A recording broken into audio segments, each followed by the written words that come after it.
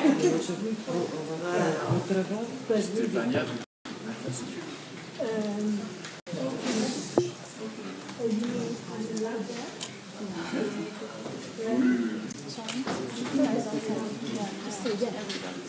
think they have to be.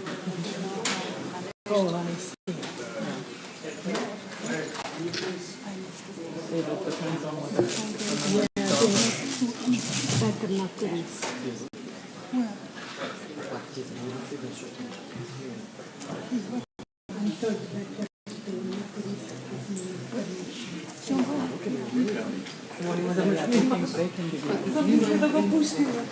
I go there because I used to.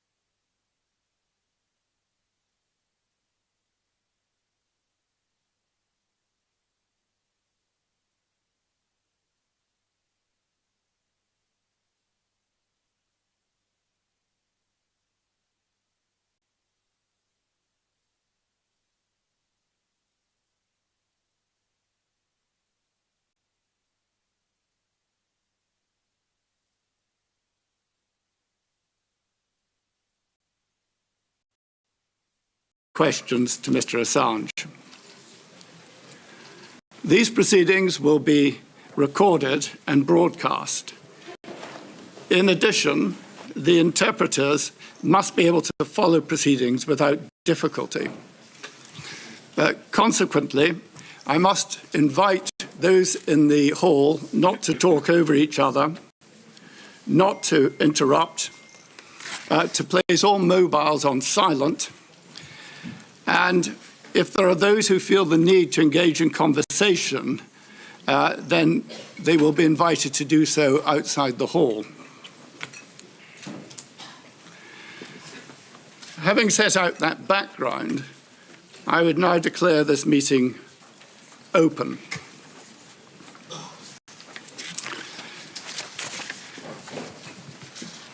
As you can see from the agenda of this meeting, it is devoted to an exchange of views with Julian Assange.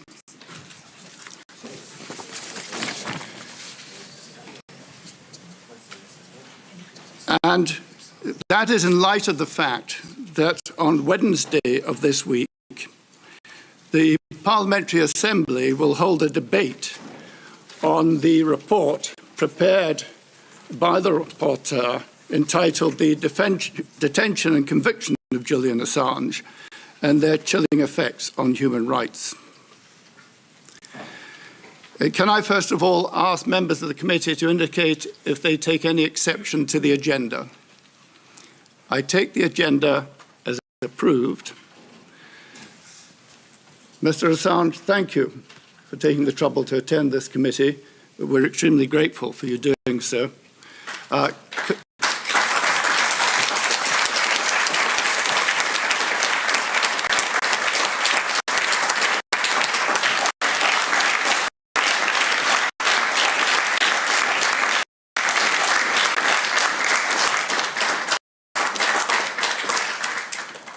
We look forward to an informative exchange of views.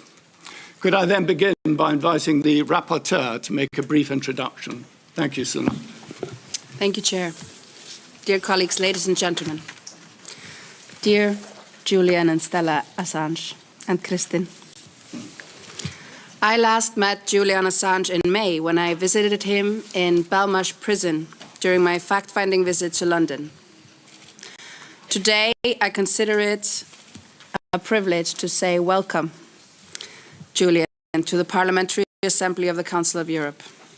I am very grateful that you were able to travel all the way from Australia to appear before the Committee on Legal Affairs and Human Rights to discuss our report on the chilling effects that your detention and eventual conviction has had on media freedom worldwide.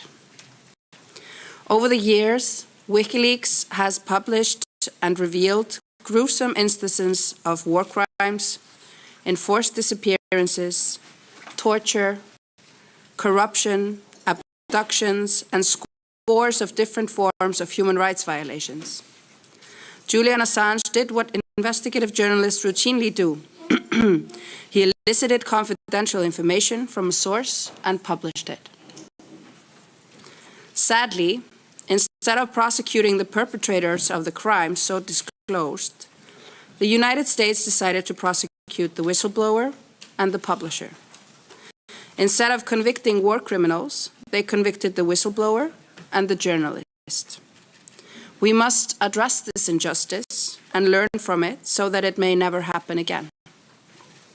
I do not have a lot of time allotted to me today. That day comes tomorrow, when I present my report to the Assembly. For now, I look forward to hearing your views, dear Julian, on the subject matter at hand, and I thank you very much.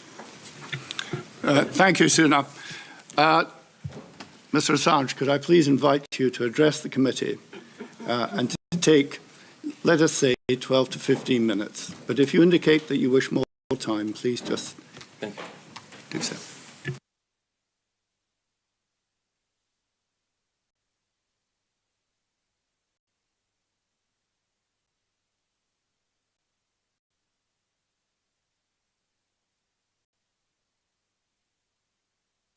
There we are.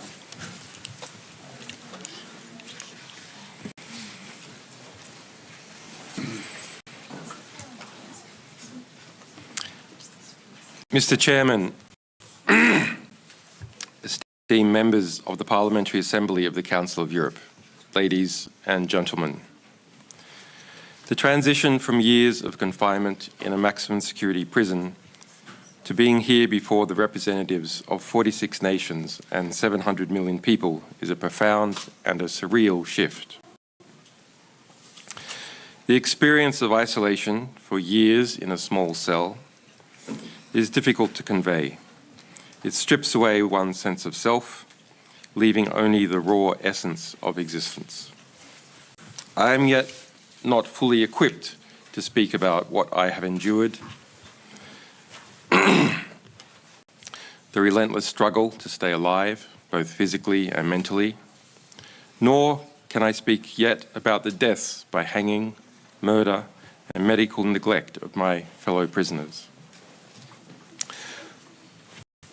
I apologize in advance if my words falter or if my presentation lacks the polish you might expect from such a distinguished forum. Isolation has taken its toll, which I am trying to unwind, and expressing myself in this setting is a challenge. However, the gravity of this occasion and the weight of the issues at hand compel me to set aside my reservations and speak to you directly. I have travelled a long way, literally and figuratively, to be before you today. Before our discussion or answering any questions you might have, I wish to thank PACE for its 2020 resolution, which stated that my imprisonment set a dangerous precedent for journalists and noted that the UN Special Rapporteur on Torture called for my release. I'm also grateful for PACE's 2021 statement, expressing concern over credible reports that US officials discussed my assassination, again calling for my prompt release. And I commend the Legal Affairs and Human Rights Committee for commissioning a renowned rapporteur, Suna Aivarsdottir, to investigate the circumstances surrounding my detention and conviction and the consequent implications for human rights. However, like so many of the efforts made in my case, whether they were from parliamentarians, presidents, prime ministers, the Pope, UN officials and diplomats, unions, legal and medical professionals, academics, activists, or citizens, none of them should have been necessary. None of the statements, resolutions, reports, films, articles, events, fundraisers, protests, and letters over the last 14 years should have been necessary. But all of them were necessary because without them, I never would have seen the light of day. This unprecedented global effort was needed because the legal protections that did exist, many existed only on paper, were not effective in any remotely reasonable time. I eventually chose freedom over unrealizable justice after being detained for years and facing a 175-year sentence with no effective remedy. Justice, for me, is now precluded as the US government insisted in writing into its plea agreement that I cannot file a case at the European Court of Human Rights or even a Freedom of Information Act request over what it did to me as a result of its extradition request. I want to be totally clear. I am not free today because the system worked. I am free today after years of incarceration because I pled guilty to journalism. I pled guilty to seeking information from a source. I pled guilty to obtaining information from a source. And I pled guilty to informing the public what that information was. I did not plead guilty to anything else. I hope my testimony today can serve to highlight the weaknesses of the existing safeguards and to help those whose cases are less visible but who are equally vulnerable. As I emerge from the dungeon of Belmarsh, the truth now seems less discernible, and I regret how much ground has been lost during that time period, how expressing the truth has been undermined, attacked, weakened, and diminished. I see more impunity, more secrecy, more retaliation for telling the truth, and more self-censorship. It is hard not to draw a line from the US government's prosecution of me, its crossing the Rubicon by internationally criminalizing journalism, to the chilled climate for freedom of expression that exists now.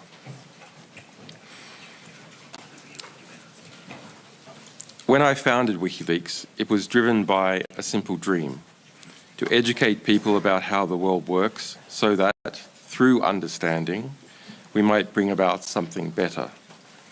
Having a map of where we are lets us understand where we might go. Knowledge empowers us to hold power to account and to demand justice where there is none.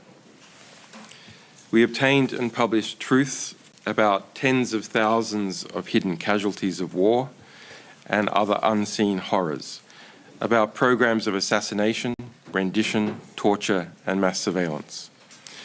We revealed not just when and where these things happened, but frequently the policies, the agreements, and the structures behind them. When we published Collateral Murder, the infamous gun camera footage of a US Apache helicopter crew eagerly blowing to pieces Iraqi journalists and their rescuers, the visual reality of modern warfare shocked the world. But we also used interest in this video to direct people to the classified policies for when the US military could deploy lethal force in Iraq, how many civilians could be killed before gaining higher approval. In fact, 40 years of my potential 175-year sentence was for obtaining and releasing those policies.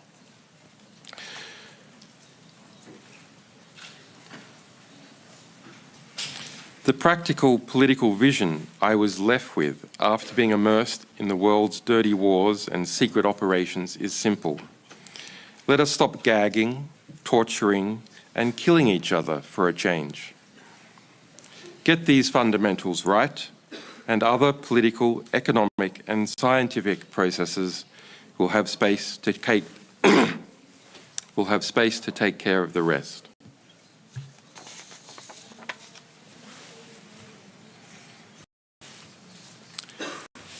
WikiLeaks' work was deeply rooted in the principles that this assembly stands for. Our journalism elevated freedom of information and the public's right to know.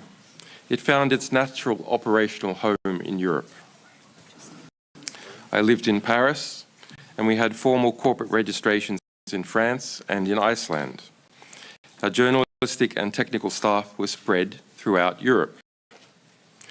We published to the world from servers based in France, in Germany, and in Norway.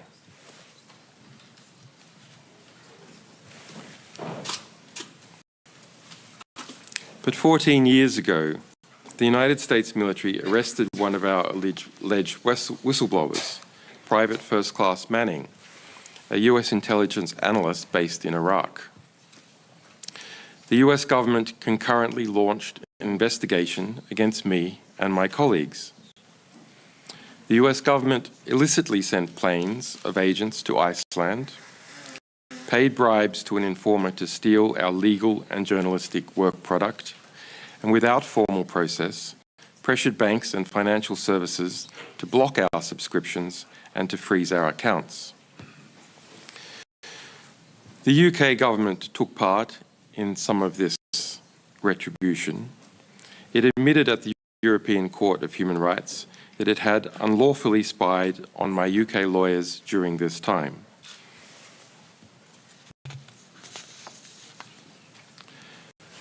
Ultimately, this harassment was legally groundless. President Obama's Justice Department chose not to indict me, recognizing that no crime had been committed. The United States had never before prosecuted a publisher for publishing or obtaining government information. To do so would require a radical and ominous reinterpretation of the US Constitution. In January 2017, Obama also commuted the sentence of Manning, who had been convicted of being one of my sources. However, in February 2017, the landscape changed dramatically. President Trump had been elected.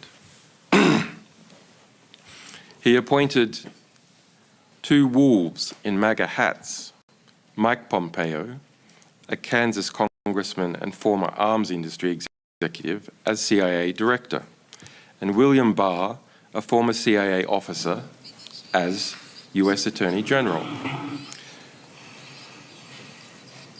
By March 2017, Wikileaks had exposed the CIA's infiltration of French political parties, its spying on French and German leaders, its spying on the European Central Bank, European economics ministries, and its standing orders to spy on French industry as a whole. We revealed the CIA's vast production of malware and viruses, its subversion of supply chains,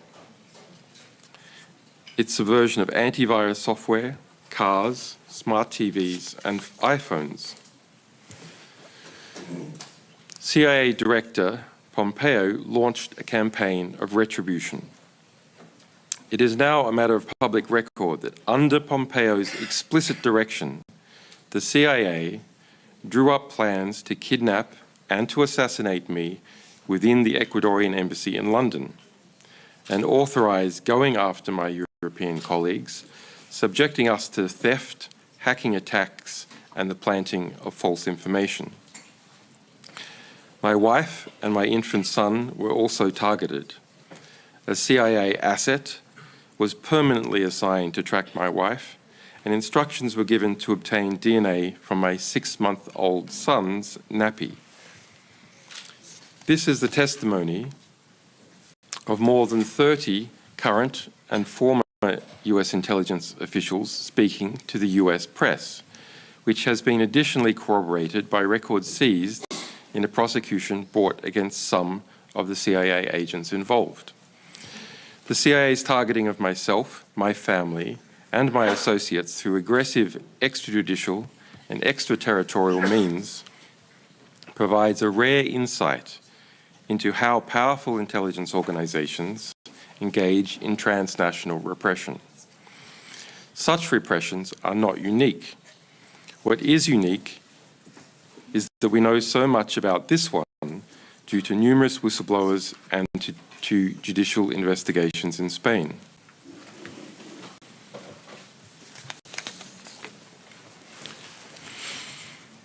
This assembly is no stranger to extraterritorial abuses by the CIA. Pace's groundbreaking report on CIA renditions in Europe exposed how the CIA operated secret detention centers and conducted unlawful renditions on European soil, violating human rights and international law. In February this year, the alleged source of some of our CIA revelations, former CIA officer Joshua Schulte, was sentenced to 40 years in prison under conditions of extreme isolation. His windows are blacked out, and a white noise machine plays 24 hours a day over his door so that he cannot even shout through it. These conditions are more severe than those found in Guantanamo Bay. But transnational repression is also conducted by abusing legal processes. The lack of effective safeguards against this means that Europe is vulnerable to having its mutual legal assistance and extradition treaties hijacked by foreign powers to go after dissenting voices in Europe.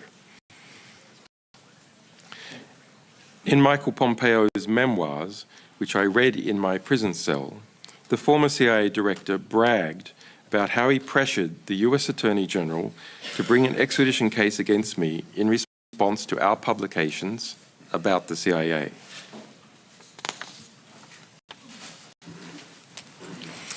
Indeed, acceding to Pompeo's requests, the US Attorney General reopened the investigation against me that Obama had closed and rearrested Manning, this time as a witness. Manning was held in a prison for over a year, fined $1,000 a day in a formal attempt to coerce her into providing secret testimony against me. She ended up attempting to take her own life.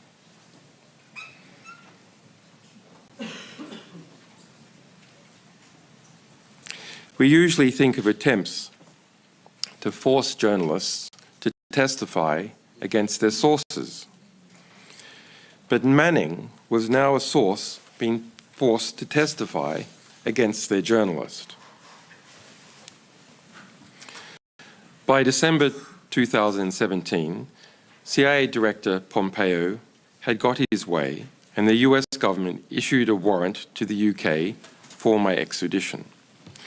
The UK government kept the warrant secret from the public for 2 more years, while it, the US government, and the new President of Ecuador moved to shape the political, the legal, and the diplomatic grounds for my arrest.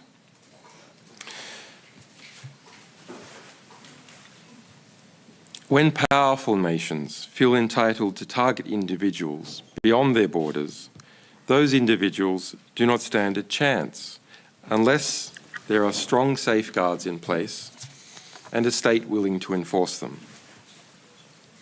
Without this, no individual has a hope of defending themselves against the vast resources that a state aggressor can deploy.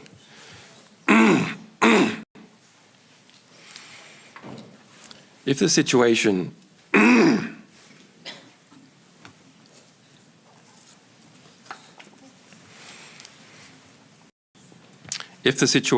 were not already bad enough in my case, the US government asserted a dangerous new global legal position. Only US citizens have free speech rights. Europeans and other nationalities do not have free speech rights. But the US claims its Espionage Act still applies to them regardless of where they are. So Europeans in Europe must obey US secrecy law with no defences at all as far as the US government is concerned. An American in Paris can talk about what the US government is up to, perhaps. But for a Frenchman in Paris, to do so is a crime with no defence, and he may be extradited just like me.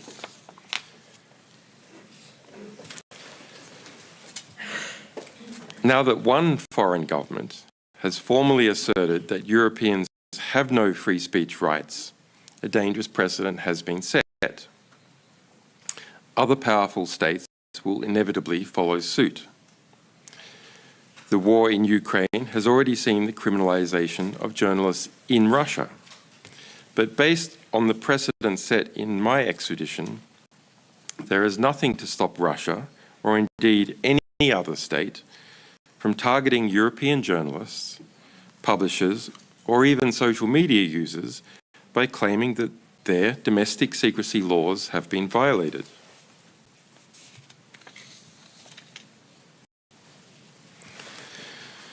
The rights of journalists and publishers within the European space are seriously threatened.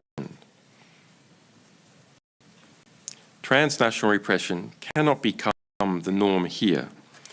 As one of the world's 2 great norm-setting institutions, PACE must act. The criminalization of news-gathering activities is a threat to investigative journalism everywhere. I was formally convicted by a foreign power for asking for receiving and publishing truthful information about that power while I was in Europe. The fundamental issue is simple. Journalists should not be prosecuted for doing their jobs. Journalism is not a crime. It is a pillar of a free and informed society.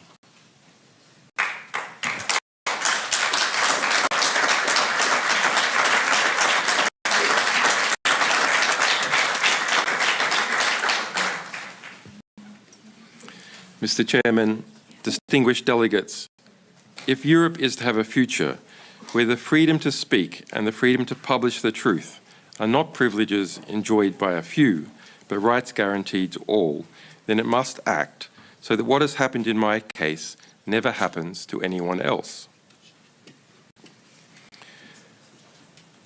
I wish to express my deepest gratitude to this Assembly, to the Conservatives, Social Democrats, Liberals, leftists, Greens and Independents who have supported me throughout this ordeal, and to the countless individuals who have advocated tirelessly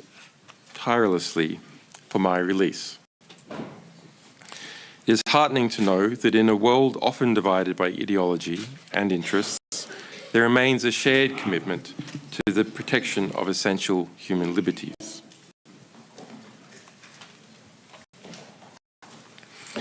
Freedom of expression and all that flows from it is at a dark crossroad.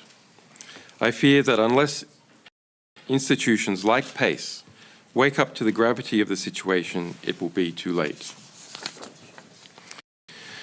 Let us all commit to doing our part to ensure that the light of freedom never dims, that the pursuit of truth will live on, and that the voices of the many are not silenced by the interests of the few.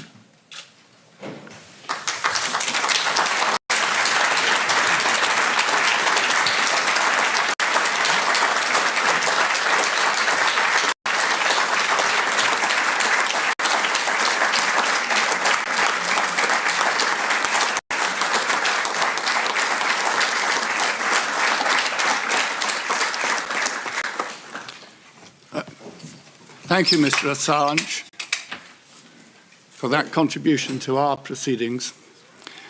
I will now open the floor to members of the committee. I would remind everyone that questions can only be raised by members of the Committee of Legal Affairs and Human Rights. As I indicated before we began, I will allow one question from each member and give the floor back to Mr. Assange to reply to each of the questions. Mr. Assange, we're not entirely familiar with the plea that you were made to enter into. And if there are questions asked which you feel it would not be appropriate to answer, please don't hesitate to indicate, and that will be understood. Could I call upon Ms. Baer to ask a question? Thank you. Yeah, thank you very much for being with us, for sharing your testimony. As far as I understood, neither UK courts nor the European Court of Human Rights got any final decision in your case. On the one hand, I would like very personally to know how this feels for you, and on the other case, I would like to know whether you have any suggestions systematically, legally, how cases like yours could really be settled in a legal system that works correctly and properly.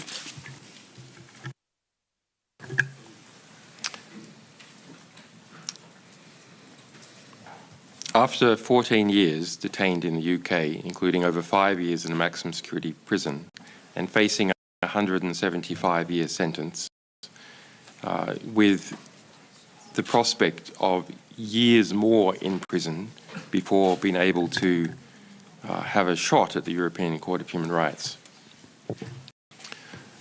I accepted a plea offer from the United States that would release me from prison immediately. The United States insisted that I not be allowed to take a case in relation to what had happened to me in relation to its extradition proceedings, nor that I could even file a Freedom of Information Act request on the US government to see what was done. There will never be a hearing into what has happened. And that's why it's so important that PACE acts. The uncertainty within Europe as to the defences that can be used by journalists here to protect themselves from transnational repression and extradition, if left in its current state, will inevitably be abused by other states.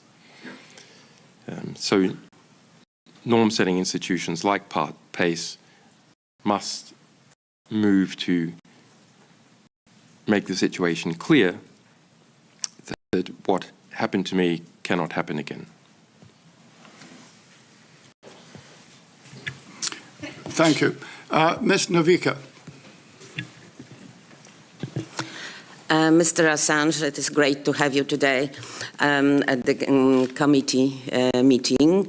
In fact, I don't want to ask about the past, more or less, but past is still the current. Past. Yeah, it's not finished yet, of course. But I wanted to ask you whether you believe that our proceedings here in the Council of Europe, in case and hopefully the report prepared by Suna Evasdottir is going to be accepted at the plenary session, that will reverse the negative impact that your case had on the position of whistleblowers and the right to expression globally, that really you hope for, that that in case the report is going to be accepted, and your visit here to Parliament will, in a way, will have this positive aspect and will improve the situation in this regard of the rights of journalists and so on. But but also I would like to add how you visualize your life now after your case. I'm not asking very much about your private plans, but in general, what do you think, what you are planning to do, basically? Thank you. Well, I think that I am here because I believe it is an essential first step for PACE to act, to get the ball rolling, to address the problems of transnational repression, and also to make it clear that national security journalism is possible within European borders. As for my re-adaptation to the big wide world outside of house arrest, an embassy siege, and maximum security prison, it sure takes some adjustment. It's not simply the spooky sound of electric cars. They are very spooky. But it is also the change in the society,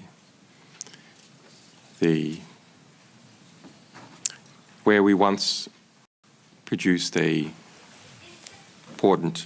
we once released important war crimes videos that stirred public debate. Now, every day, there are live-streamed horrors from the wars in Ukraine and the war in Gaza. Hundreds of journalists have been killed in Gaza, and Ukraine combined. The impunity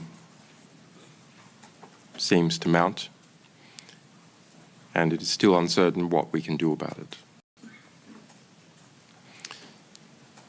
My readaptation to the world, of course, includes some positive but still tricky things. Becoming a father again to children who have grown up without me. Becoming a husband again. Even dealing with a mother-in-law. These are trying family issues. No, she's a very lovely woman. I like her very much.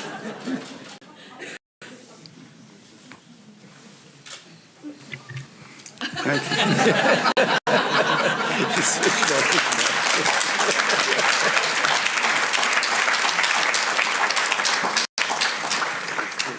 you. Thank you, Mrs. Assange. Could I call upon Mr. Kleinwacher, please? Yes, thank you, Mr. President. Back to a sadder issue. How well, in your experience, does political asylum really work in today's world?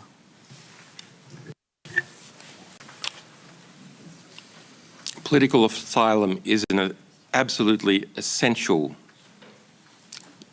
relief valve for human rights abuses within states.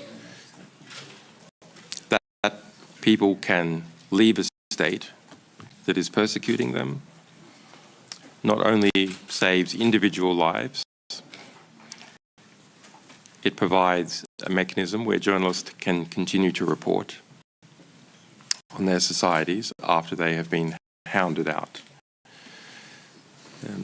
Ultimately, the threat of people leaving a state is what, in the final analysis, controls its behavior. We have seen examples in history of states that made it difficult or impossible for people to leave. And we can see how the situation for people living there collapsed. There must be competition between states to be good places for people to live and to work.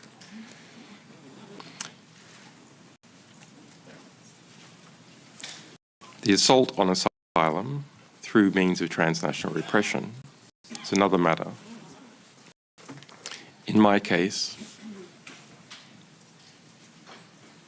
it was difficult to find a state that would give asylum that I was able to get to.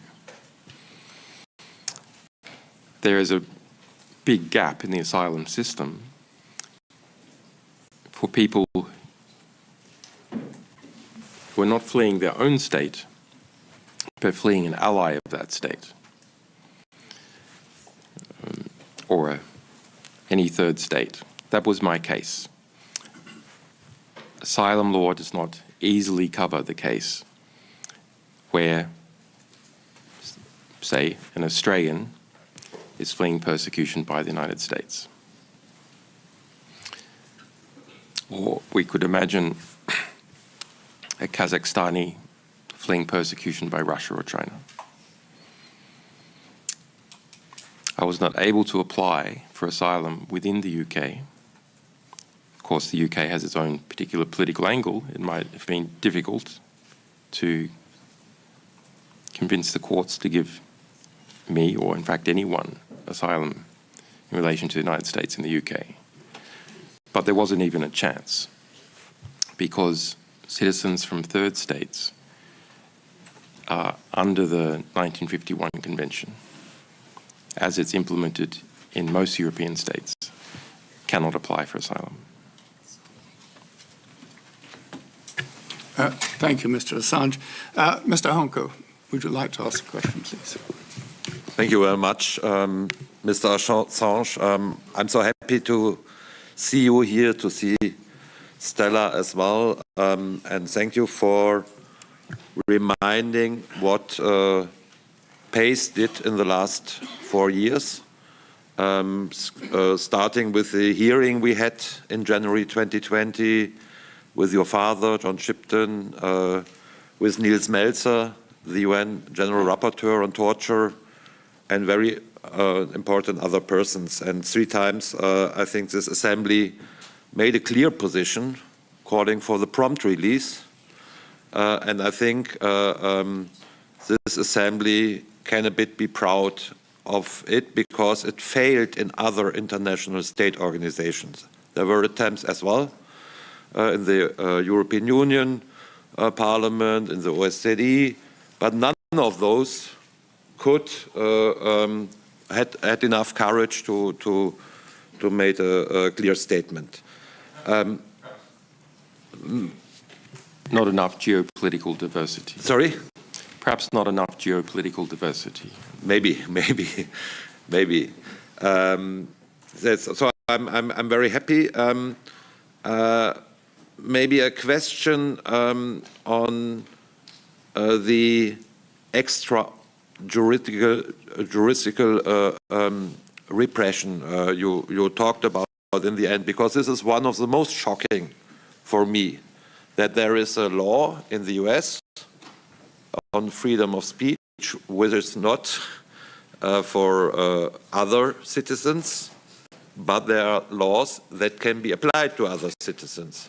What could we do as Parliamentary Assembly or as Council of Europe, of European states, to counter this? Thank you, Mr. Hunke. Mr. Assange.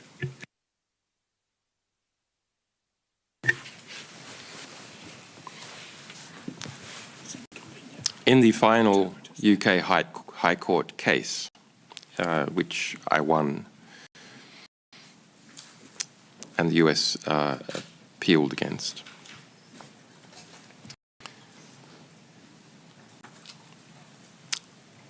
I won under the basis of nationality discrimination. That is, in the UK Extradition Act, you're not meant to discriminate at trial or during a penalty phase against someone on the basis of their nationality.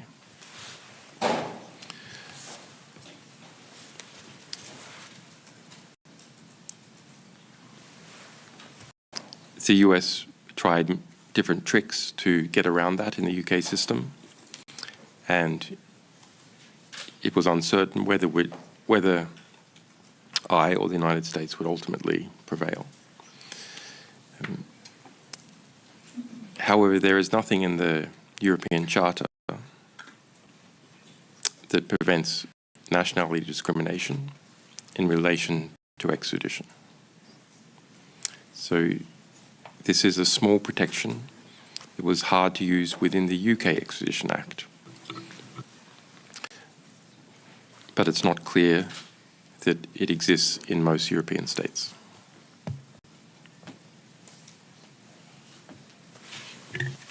Thank you. Ms. Mikkonen. Thank you, Mr. Chair, and thank you, Mr. Assange, that you are here. PACE has done work on transnational repression, where states go after someone in another state. In this case, in your case, there are these very troubling allegations about the CIA monitoring and even considering assassination. Can you comment more on those? And how do you yourself see your status? Were you a political prisoner?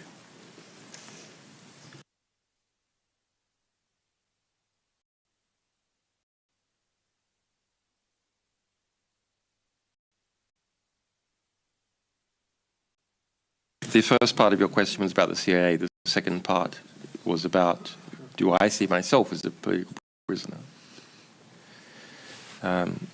Answering the first one first, yes, I was a political prisoner. The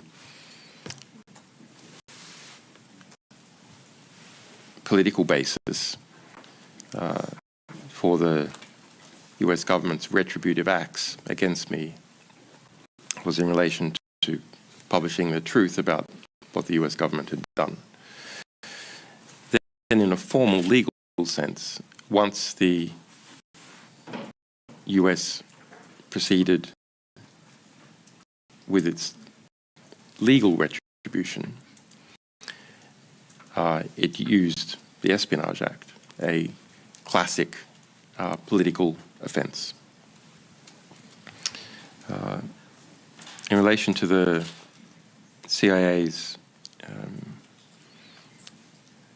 campaign of transnational repression against WikiLeaks, we felt that something was going on at the time. There were many small signs that came together, but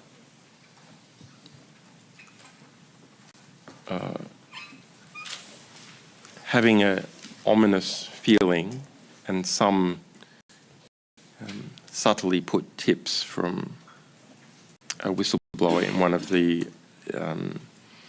security contractors that the CIA had contracted didn't give me the full and disturbing picture which later emerged. It is an interesting example where an intelligence organization has targeted an investigative organization, WikiLeaks.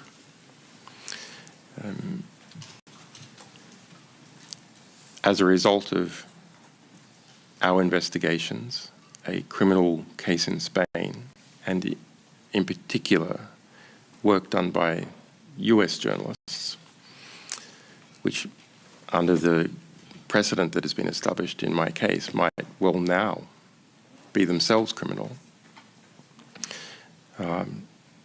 detailed information about the actions that the CIA took came out. Those details involved the testimony of more than 30 current or former US intelligence officials. There are two resulting processes: a criminal case in Spain with a number of victims, including my wife, my son, people who came to visit me, lawyers, and a civil suit in the United States against the CIA.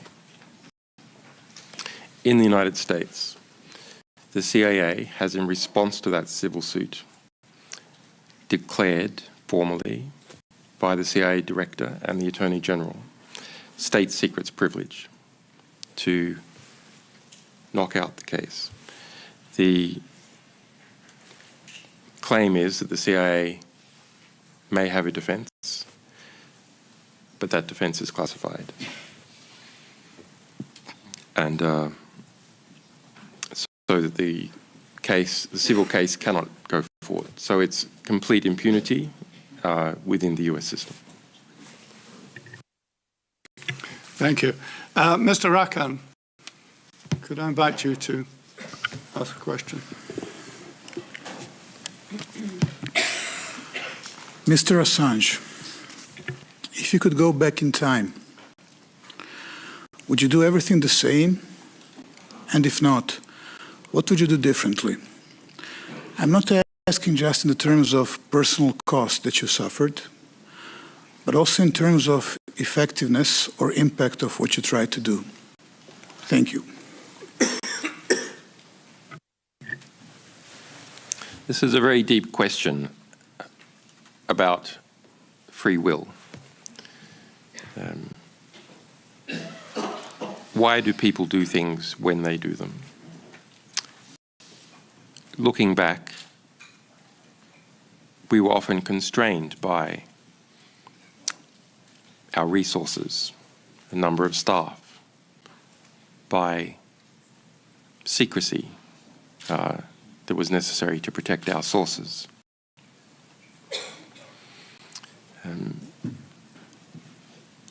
if I could go back and have a lot of extra resources, of course, political approaches, media approaches could have maximized even further the impact of the revelations that we made. But I suppose your question is trying to say, well, were there any knobs that could be turned in hindsight? Of course, thousands of small things. I was not from the United Kingdom. I had a good friend in the United Kingdom, Gavin McFadden, who was an American journalist, a very good man. But it took me time to, once I was trapped in the United Kingdom, it took me time to understand what UK society was about, who you could trust, who you couldn't trust, the different types of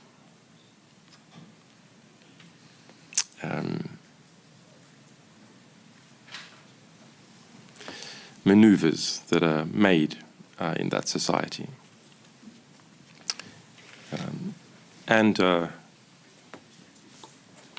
There are different media partners that perhaps we could have chosen differently.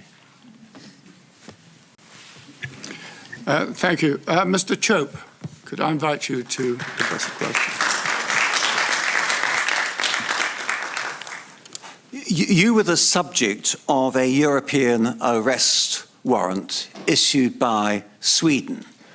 To what extent do you think that European arrest warrants are being used as tools of repression? And to what extent do you think the rules can be changed so that they can no longer be used for that purpose? The European arrest warrant system was introduced post-September 11 with the political rationale that it would be used for the fast transfer of Muslim terrorists between European states. The first European arrest warrant that was issued by Sweden for a drunk driver. We must understand that when we pick a disfavored group, Muslims at that time, and say, well, this repressive legislation, it's only going to be for them. Inevitably, bureaucrats, elements of the security state will seize upon those measures and apply them more broadly. Injustice to one person spreads soon enough to most people.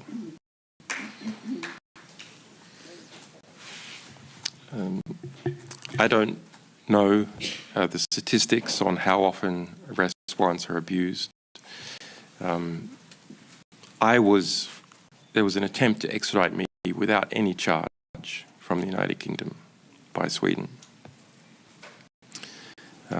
The UK government subsequently changed the law to prevent extradition without charge. But in its amendment to the extradition legislation, it included a rider to make sure that it didn't apply to me.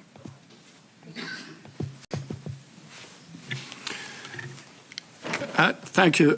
Mr. Crookston, could I invite you to address a question to Mr. Assange? Thank you. Thank you very much. Thank you very much, Mr. Assange, for all the answers to many of our questions. I am, like many of my colleagues here, very happy to see you here and knowing you out of prison. You were imprisoned, you said rightly, for doing your job, a job that we all here expect you to do, namely being a journalist. You investigated and you published your findings. But it is shocking to me and to many of us to see how long the arm of US justice is that can get a grip on you even here in Europe. And of course this raises questions that we will address tomorrow in Mrs. Eva Stottir's excellent report. But can I ask you a personal question? Were you aware before all this, were you aware of how little your basic rights as a citizen but also as a journalist were protected in Europe? And what, if I may add another question, what do you think will be the effect on journalism as a whole from your case? Thank you.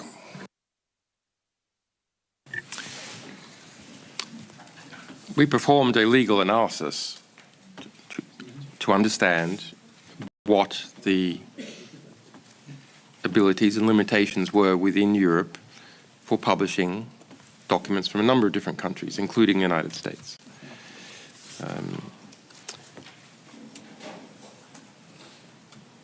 We understood that, in theory, Article 10 should protect journalists in Europe.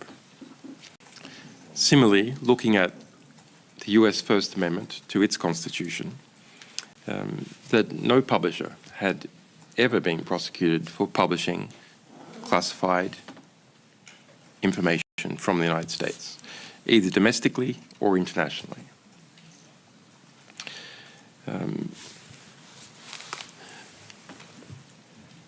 I expected some kind of harassment legal process. I was prepared to fight for that. I believe the value of these publications was such that it is okay to have that fight, and that we would prevail because we had understood what was legally possible. My naivete was believing in the law.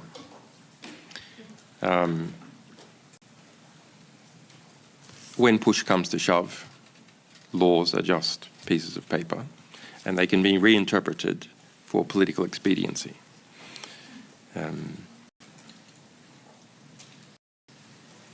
They are the rules made by the ruling class, more broadly, and if those rules don't suit what it wants to do, it reinterprets them or, hopefully, changes them, which is clearer. In the case of the United States, we angered one of the constituent powers of the United States, the intelligence sector, the security state, the secrecy state.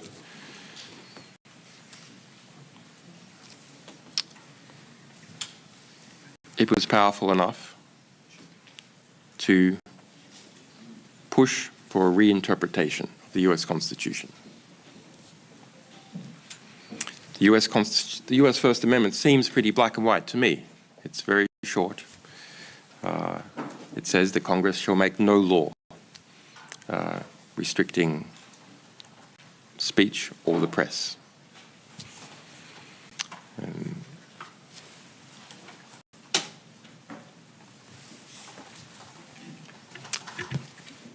That was that the US Constitution, those precedents relating to it,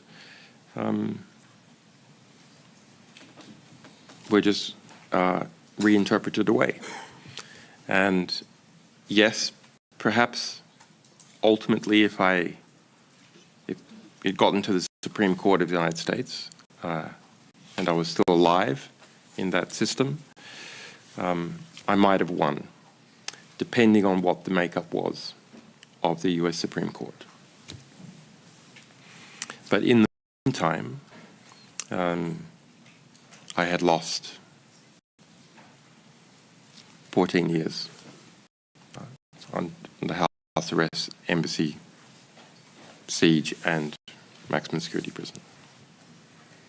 So I think this is an important lesson, that when a major power faction wants to reinterpret the law, it can push to have the element of the state, in this case the US Department of Justice, do that. And it doesn't care too much about what is legal. That's something for a much later day. In the meantime, the deterrent effect that it seeks the retributive actions that it seeks have had their effect. Thank you. Mr. Lee, could I invite you to put a question to Mr. Assange? Thank you. Obviously, there's very considerable sympathy for your plight in this room. I'd like to ask you about the position of the UK government about the allegation that you were effectively a political prisoner. But presumably, your first difficulty with the European arrest warrant was not on political grounds with Sweden. I'd like to ask you with your comment on the quality of treatment of the extradition treaties between the UK and the US, and whether the UK is in fact bound by them, and whether we have very little freedom of manoeuvre. And I'd like to ask you about your treatment at Belmarsh prison. There's an allegation of torture which is very serious. Nobody denies that Belmarsh is an extremely unpleasant place, but I'd like to know a bit more about the evidence for that.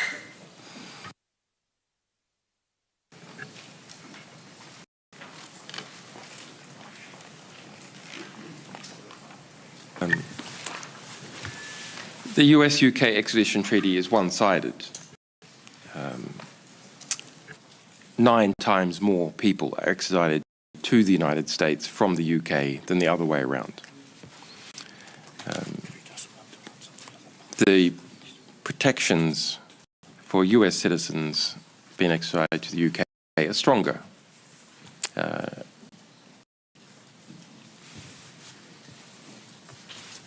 There is no need to show a prima facie case or reasonable suspicion even when the United States seeks to extradite from the UK. It's an allegation extradition system. The allegation is alleged. You do not even have a chance to argue that it is not true. All the arguments are based simply upon, is it the right person? Does it breach human rights? That's it. That said, I do not think in any way that UK judges are compelled to extradite most people, and particularly journalists, to the United States.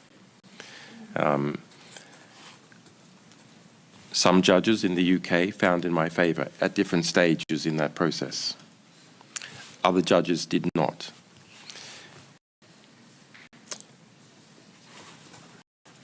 But all judges, whether they were finding in my favour or not in the United Kingdom, showed extraordinary deference to the United States,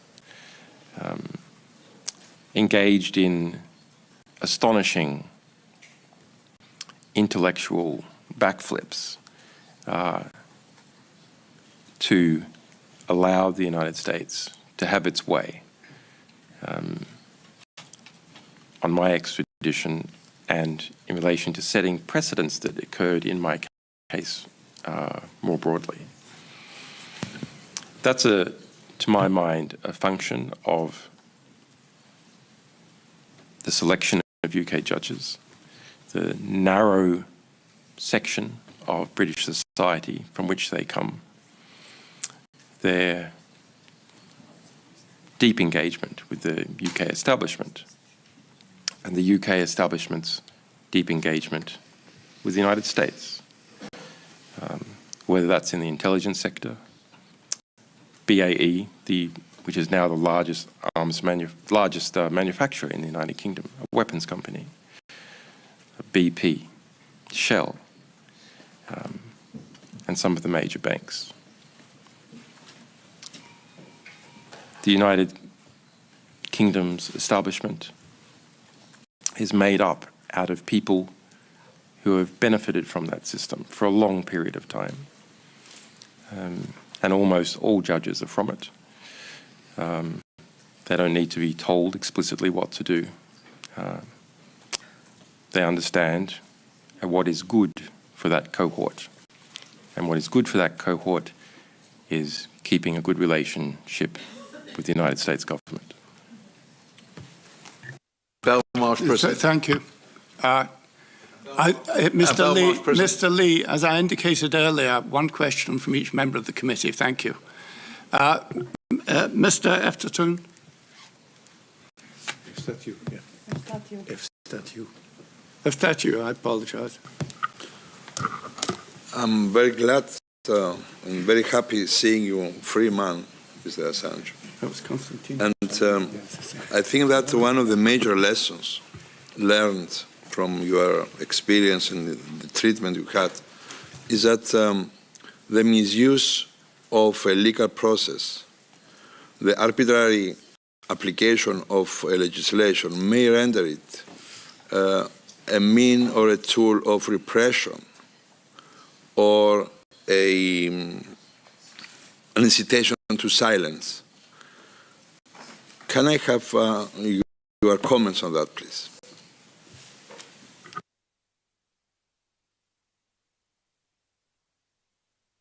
I didn't quite hear you. Can you please repeat the question? And raise your hand. I can't see you.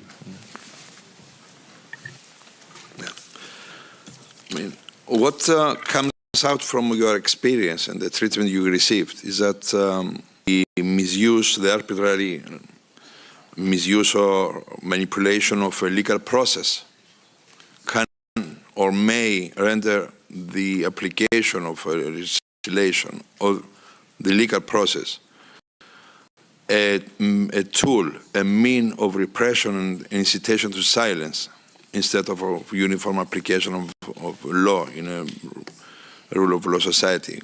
Can I have your comments on that?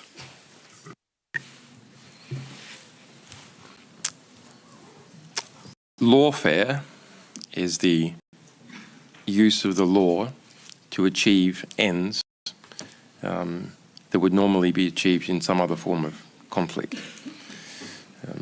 We're not talking about simply litigating to protect your rights, but rather picking laws to get your man or to get the organization you want to get. Not justice seeking its resolution in law. We've seen a lot of cases like that and obviously experienced ourselves in many different domains. I'm not sure precisely what can be done about it. There is a anti-SLAPP movement in Europe, which I commend. SLAPP is strategic lawsuits against public participation. There is good legislation in California to deal with SLAPP suits and to reverse liabilities at an early stage and to make abusive lawsuits more expensive to conduct. But I think we should understand a bigger picture, which is that whenever we make a law, we create a tool that self-interested bureaucrats, companies, and the worst elements of the security state will use and will expand the interpretation in order to achieve control over others. And that's why law reforms are constantly needed, because laws are abused and expanded. And so it needs a constant vigilance, but also great care in making laws in the first place, because they will be seized upon and abused. Thank you. Mr. Bosic, could I invite you to address a question to Mr. Assange? Thank you. Thank you, Chair. Mr. Assange, your appearance here is very important for the case you are symbolizing, but it is also very important for the Council of Europe to show itself as the independent institution and institution that promotes really human rights and the cause you represent. I wonder, how do you assess support you got from the newspapers, journalists, associations, journalist associations, and how does that, what's the message about the freedom of press in your case? The support from other publications, journalist unions, freedom of expression organizations was different at different stages. Those who saw the threat to everyone else and understood the case first were the lawyers involved in major publications, like lawyers for the New York Times. Freedom of expression NGOs were the next to see the threat. Of the larger media organizations, unfortunately, many of them went with their political or geopolitical alignment.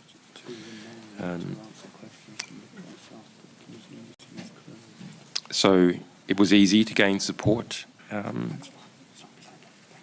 from media organizations in neutral states, and obviously states hostile to the United States. Allies of the United States took longer.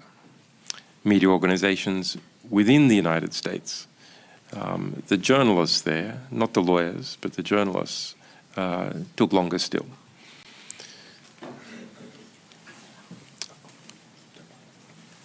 It is a concern, and I can see a similar phenomenon happening with the journalists being killed in Gaza and Ukraine. That the political and geopolitical alignment of media organizations causes them to not cover those victims or cover only certain victims. This is a breach of journalistic solidarity. We all need to stick together to hold the line. A journalist censored anywhere spreads censorship, which can then affect us all. Similarly, journalists being killed or targeted by intelligence agencies need our firm commitment in writing or in broadcast. Sometimes there's a debate about whether someone is a journalist or an activist. I understand that debate. I've tried in my work to be rigorously accurate. I believe accuracy is everything. Primary sources are everything. But there is one area where I am an activist and all journalists must be an activist. Journalists must be activists for the truth.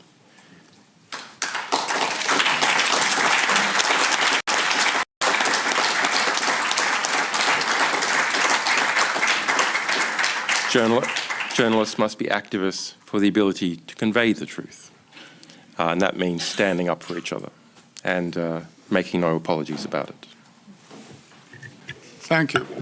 Now, could I invite any other member of the Parliamentary Assembly who is not a member of the committee to indicate if they wish to ask a question? And I can see two hands in the air. Could I invite you, first of all, to give your name and then to ask your question of Mr. Assange. Thank you. Thank you, Chair. My name is Andy Cristea. I'm a Romanian MP, and I'm also the General Rapporteur for Science and Technology of this House. I'm also the Rapporteur on the so-called metaverse. And Mr. Assange, I would like to ask you, how do you see these new technologies connected to what you have presented so far? Thank you.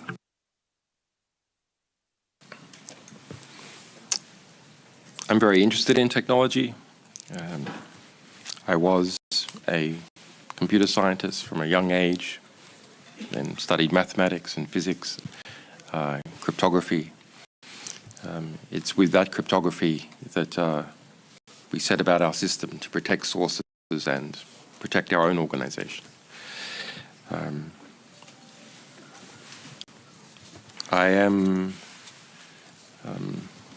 enthused about some of the developments that are happening with cryptography. Some of those developments provide alternatives to what we see as huge media power and concentration in the hands of a few billionaires. They are still embryonic. Other technologies emerged out of the campaign against mass surveillance, and the big bang was the Snowden revelations that radicalized engineers and programmers in many places who saw themselves as agents of history in including algorithms to protect people's privacy, including the communications between journalists and their sources. On the other hand, as I emerge from prison, I see that artificial intelligence is being used to create mass assassinations, where before there was a difference between assassination and warfare, now the two are conjoined, where many, perhaps the majority of targets in Gaza are bombed as a result of artificial intelligence targeting. The connection between artificial intelligence and surveillance is important. Artificial intelligence needs information to come up with targets or ideas or propaganda.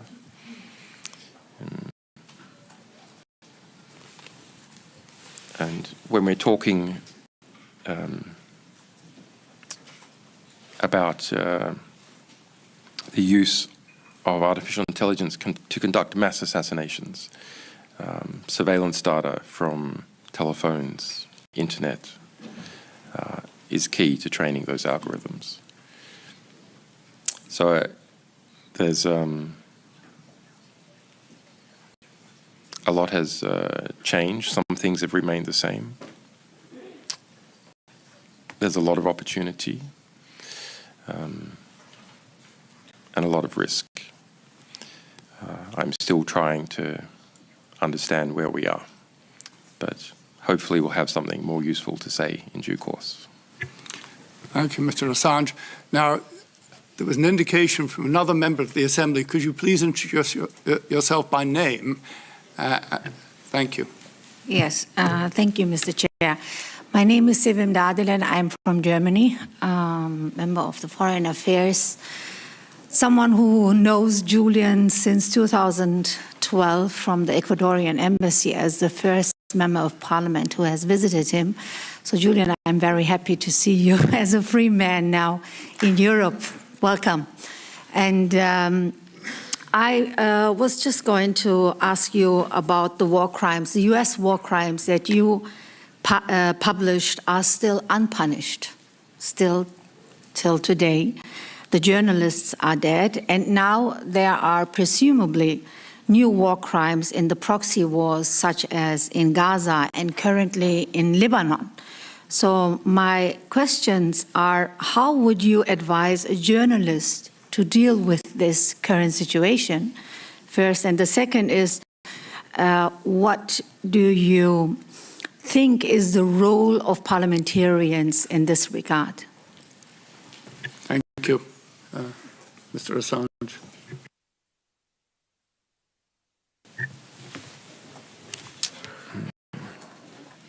I'm sorry, I'm getting a bit tired, but Kristen, perhaps you want to take the